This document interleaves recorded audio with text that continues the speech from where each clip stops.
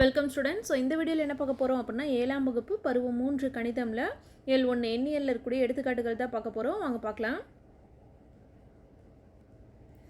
So இதில் எடுத்துக்காட்டு 1.19 பார்க்கலாம். 3.75 மீட்டர் அளவுடைய ஒரு சுடிதார் துணியை இளையா என்பவள் 1 மீட்டர் ரூபாய் 62.50 என வாங்குகிறார் எனில் அவர் எவ்வளவு தொகையை செலுத்த வேண்டும் அப்படின்னு கேட்குறாங்களா. ஸோ அந்த கொஷின் என்ன கொடுத்துருக்காங்க அப்படின்னா, இளையா அப்படிங்கிறவங்க என்ன பண்ணுறாங்க அப்படின்னா ஒரு சுடிதார் துணி வாங்குறாங்க. எத்தனை மீட்டர் வாங்குறாங்களா? 3.75 மீட்டர் துணியை வந்து வாங்குறாங்க. ஒரு மீட்டரோட விலை எவ்வளோங்களா? 62.50 ஸோ 62.50 அப்படின்ட்டாங்க. அப்போது என்ன கேட்குறாங்க அப்படின்னா, அவர் எவ்வளவு தொகையை செலுத்த வேண்டும். அப்போ இளையா அப்படிங்கிறவங்க அந்த சுடிதார் வந்து என்ன பண்ணியிருக்காங்க, 3.75 மீட்டர் வாங்கியிருக்காங்களா, அப்போ எவ்வளோ காசு கொடுத்துருப்பாங்க அப்படின்னு கேட்குறாங்க. இங்கே ஒரு மீட்டரோட விலையை கொடுத்துட்டாங்க. அப்போது ஒரு மீட்டர் கொடுத்து இத்தனை மீட்டருக்கு எவ்வளோ அப்படின்னு கேட்டாங்க. இப்போ ஃபார் எக்ஸாம்பிள் நம்ம இப்போ ஒரு கடைக்கு போய் ஒரு பேனா வாங்குகிறோம். ஒரு பேனாவோட விலை 5 ரூபா அப்படின்னா 1 × 5 5ன்னு சொல்லுவாங்களா. அதே 2 பேனா வாங்கினா 2 × 5 10 அப்படின்னு சொல்லுவோம். அப்போ என்ன பண்ணணும், இங்கே பெருக்கணும். அப்போ 3.75ஓட 62.50 பெருக்கணும் அப்படின்னா நமக்கு கிடச்சிருங்களா. ஃபஸ்ட்டு என்ன எழுதுவோம், சுடிதாரோட விலையை எழுதிக்கலாம். அப்போ சுடிதார் துணியின் விலை நம்ம கொஸ்டின் எவ்வளோ கொடுத்துருக்காங்க, சுடிதார் துணியோட விலை வந்து ரூபாய் 62.50 பெர் மீட்டர். ஓகேங்களா. பெர் மீட்டர் அப்படின்னா என்ன அர்த்தம், ஒரு மீட்டரோட விலை 62.50. அடுத்து என்ன பண்ணும், சுடிதார் அவங்க சுடிதார் வாங்கினாங்க இல்லைங்களா. அடுத்து சுடிதார் துணியின் அளவு.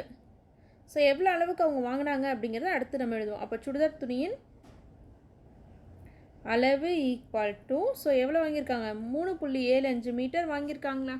இப்போ நம்ம என்ன கண்டுபிடிக்கணும் அப்படின்னா, எவ்வளவு தொகையை அவங்க செலுத்தணும் அப்படிங்கிறத நம்ம கண்டுபிடிக்கணும். அப்போ செலுத்த வேண்டிய தொகை அப்படின்னு எழுதிக்கலாங்களா. அப்போ செலுத்த வேண்டிய தொகை எவ்வளோ செலுத்தணும்.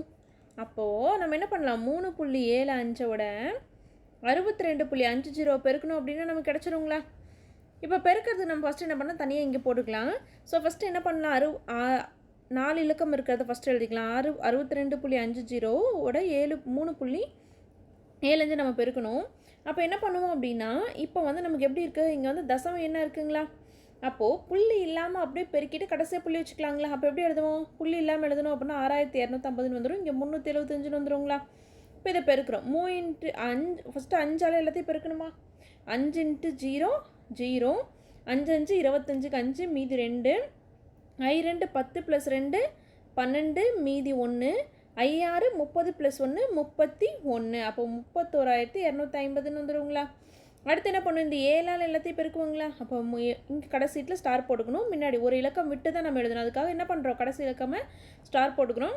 அடுத்து இப்போ 7ஆல் பெருக்க போகிற எல்லாத்தையும். அப்போ 7 × 0 0, 7 5 35க்கு 5 மீதி 3, 7 2 14, 14 + 3 17 மீதி 1. அடுத்து 7 6 42ங்களா, 42 + 1 43, 3 இங்கே வரும், 4 இங்கே வந்துடும். அடுத்து என்ன பண்ணுவோம், ஒரு இலக்கம் தள்ளி தான் எழுதும். அதனால் கடைசி இலக்கமுக்கு ஸ்டார் போட்டுக்கலாம். அடுத்து 3 × 0 0 ஆயிருங்களா. அடுத்து 3 × 5 3ஆல் எல்லாத்தையும் பெருக்கிறோம். 3 5 5 மீதி 1, 3 2 6 + 1 7 மீதி 6 3 நமக்கு என்ன வரும், 18 அப்படின்னு வரும். இப்போ இதெல்லாம் கூட்டலாமா. கூட்டினா நமக்கு என்ன கிடைக்குது, இங்கே 0, இங்கே 5, இங்கே 5 + 2 7, இங்கே 7 + 1 8, 8 + 5 13 மீதி 1, 3 + 1 4, 4 + 1 7 7 14 மீதி 1, 8 + 4 12, 12 + 1 13 மீதி 1, 1 + 1 2. அப்போ என்ன கிடைக்குது நமக்கு, 2 3 4 3 7 5 0ன்னு கிடைக்குதுங்களா. இப்போ புள்ளியை பார்க்கலாம். இங்கே எத்தனை தசம எண்களுக்கு முன்னாடி, தசம இடங்களுக்கு முன்னாடி புள்ளி இருக்குதுன்னு பாருங்கள். 1 கடைசியில் இந்த 1 2 இலக்கங்களுக்கு முன்னாடி புள்ளி இருக்குது. இங்கே எத்தனை இலக்கங்கள், 1 2 2 இலக்கங்கள். அப்போ இங்கே ஒரு 2 இலக்கங்கள், இங்கே ஒரு 2 இலக்கங்கள். அப்போ மொத்தம் என்ன பண்ணணும், நமக்கு கிடச்சிருக்கூடிய ஆன்சரில் 4 இலக்கம் தள்ளி புள்ளி வைக்கணும். ஸோ அப்போ நமக்கு கிடச்ச ஆன்சர் எழுதிக்கலாங்களா.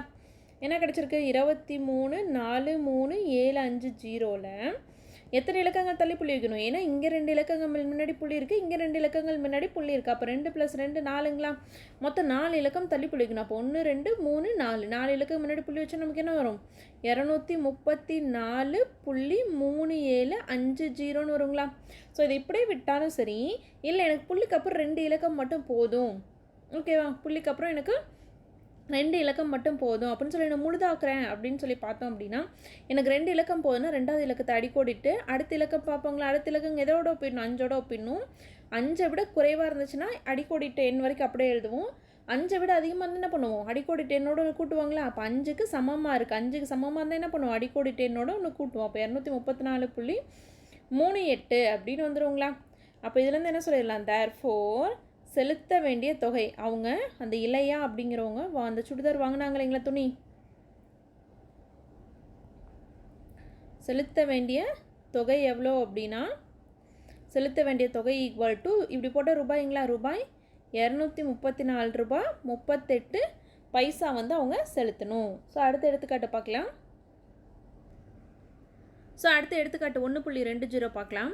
இதில் என்ன கொடுத்துருக்காங்க அப்படின்னா, ஒரு செவ்வகத்தின் நீள அகலங்கள் முறையே. ஸோ ஒரு செவ்வகம் இருக்குது, அந்த செவ்வகத்தோட நீளமும் அகலமும் எவ்வளோன்னு கொடுத்துருக்காங்க. ஸோ நீளம் வந்து 23.5 சென்டிமீட்டர்னு கொடுத்துட்டாங்க, அகலம் வந்து 1.5 சென்டிமீட்டர் அப்படின்னு இருக்குங்களா? எனில் அதன் பரப்பளவை காண்க. இப்போ நம்மளை என்ன கண்டுபிடிக்க சொல்கிறாங்க? பரப்பளவு என்ன அப்படின்னு கண்டுபிடிக்க சொல்கிறாங்க. அப்போது நம்ம ஃபஸ்ட்டு என்ன பண்ணுவோம்? செவ்வகத்தின் பரப்பளவு ஃபார்முலா எழுதணுங்களா? செவ்வகத்தின் பரப்பளவு கண்டுபிடிக்க நமக்கு என்ன இருக்குது? ஒரு சூத்திரம் இருக்குது. அப்போ செவ்வகத்தின் பரப்பளவு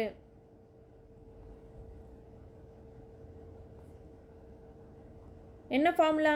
L/B சதுர அலகுகள் அப்படின்னு தெரியுங்களா? சதுர அலகுகள். இங்கே எல் அப்படிங்கிறது என்ன அப்படின்னா நீளம். எல் அப்படிங்கிறது என்ன? நீளம். ஸோ அகலம் தான் என்னது? பி, ஓகேவா? அப்போ நீளம் எவ்வளோ கொடுத்துருக்காங்க? எல்லோட மதிப்பு என்ன கொடுத்துருக்காங்க? நீளம் வந்து நீளம் தான் எல்லுன்னு சொல்லி வச்சுங்களா? எல்லோட மதிப்பு 23.5 சென்டிமீட்டர் அப்படின்னு கொடுத்துருக்காங்க. அடுத்தது பியோட மதிப்பு என்ன கொடுத்துருக்காங்க? பியோட மதிப்பு அகலம் வந்து 1.5 சென்டிமீட்டர் அப்படின்னு கொடுத்துட்டாங்களா? இப்போ நம்ம இதுலேருந்து என்ன கண்டுபிடிக்க போகிறோம் அப்படின்னா, செவ்வகத்தின் பரப்பளவு கண்டுபிடிக்க போகிறோம். அப்போ ஃபஸ்ட்டு மறுபடியும் செவ்வகத்தின் பரப்பளவுன்னு எழுதிக்கலாம். அப்போ செவ்வகத்தின் பரப்பளவு ஈக்குவல் டு, செவ்வகத்தின் பரப்பளவு என்னது? ஸோ நமக்கு L/Bன்னு தெரியுங்களா? எல்லோட மதிப்பு என்ன? 23.5, பியோட மதிப்பு என்ன? 1.5ங்களா? சதுர அலகுகள் அப்படின்னா என்ன வரும்? இங்கே நமக்கு சதுர சென்டிமீட்டர் அப்படின்னு எழுதுவோங்களா? எப்படி எழுதுவோம்? சதுர சென்டிமீட்டர் அப்படின்னு எழுதிப்போம். அப்போது இது ரெண்டும் என்ன பண்ணணும்? நம்ம பெருக்கணும். அப்போ தான் என்ன கண்டுபிடிக்க முடியும்? செவ்வகத்தின் பரப்பளவு கண்டுபிடிக்க முடியும். அப்போ 23.5ஐயும் 1.5 பெருக்கணும். இது எப்படி எழுதலாம்? நம்ம புள்ளி இல்லாமல் எழுதி கடைசி ஆன்சரில் புள்ளி வச்சுக்கலாங்களா? அப்போ புள்ளி இல்லாமல் எழுதணும் அப்படின்னா 235 ஆகிடும். 1.5 எப்படி மாறிடும் அப்படின்னா 15 மாறிடுங்களா? ஃபஸ்ட்டு 5ஆல் பெருக்கிறோம். 5 5 25 மீதி 2. ஸோ 5ஆல் ஃபஸ்ட்டு எல்லாம் பெருக்கிக்கிறோம். I 3 5 + 2 17 மீதி 1. I 2 10 + 1 11 அப்படின்னு வந்துடும்.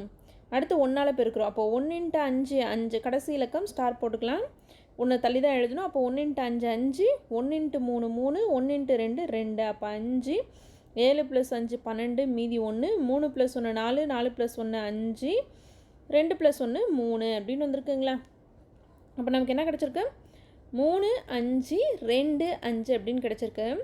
இங்கே பார்த்தோம் அப்படின்னா ஒரு தசமிடம் தள்ளி புள்ளி இருக்குது. ஸோ ஒரு இலக்கம் தள்ளி புள்ளி இருக்குங்களா? இங்கே பார்த்தோம் அப்படின்னா ஒரு இலக்கம் தள்ளி புள்ளி இருக்குது. அப்போ ஒரு தசம இடம், இங்கேயும் ஒரு தசம இடம். அப்போ 1 + 1 என்னது? 2 இலக்கம் தள்ளி நம்ம புள்ளி வைக்கணும். அப்போ நம்மளோட ஆன்சரில் 2 இலக்கம் தள்ளி புள்ளி வச்சா என்ன வரும்?